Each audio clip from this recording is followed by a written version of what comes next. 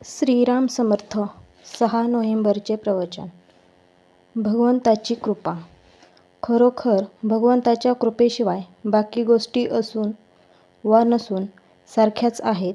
एखादी मुलगी लग्न होऊन सासरी गेली, तिथे सासू, सासरा, दीर, नणंद, जावा वगैरे सर्व लोकांशी तिचे चांगले आहे, पण नवऱ्याशी मात्र पटत नाही, तर तिला खरे सुख समाधान मिळणार नाही. परंतु समजा नवऱ्याशी चांगले आहे, पण इतरांशी तितकेसे ठीक नाही, तर तिचे अडणार नाही.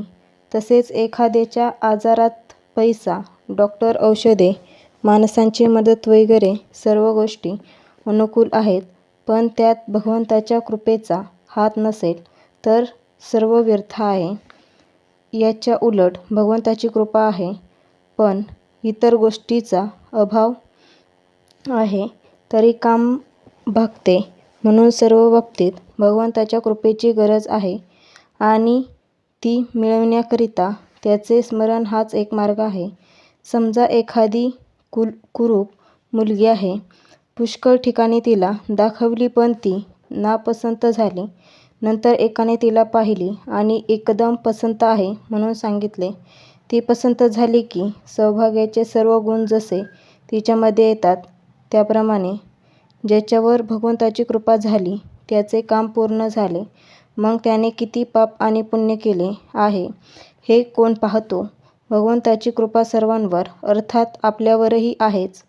आपल्यावर कृपा आहे अशी आपली खात्री झाली की ती प्रकट होते. कृपा म्हणजे भगवंताशी एकरूपताच.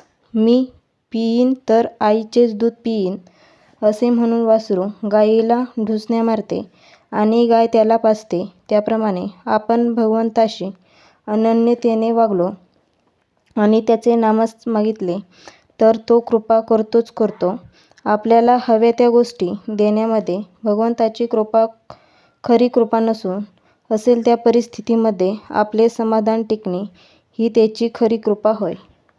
भगवंता, तू माझ्यावर कृपा कर असे सांगणे म्हणजे मी कृपेला लायक नाही, त्या माझ्यावर तू कृपा कर असे म्हणण्यासारखेच आहे. जो लायक नाही त्याच्यावर कृपा कशी होईल?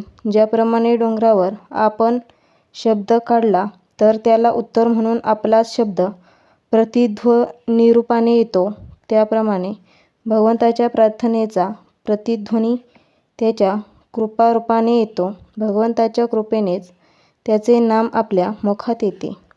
भगवंताची कृपा आपल्यावर आहेच असे म्हणावे. ती काम करीत असतेच. आपणच आपल्या शंकेने ती झाकून टाकू नये. पुष्कळ केलेले देखील शंकेने व्यर्थ जाते. आपण नाम सोडणार नाही हे नक्की ठरले की आपली वृत्ती निःशंक होते. जे भगवंताचे आहेत ते अहेतुक नाम घेतात. आजचा बोध. कोणत्याही परिस्थितीत, कोणत्याही काळात आणि वाटेल त्या अवस्थेत घेण्यासारखे एक भगवंताचे नामच तेवढे आहे.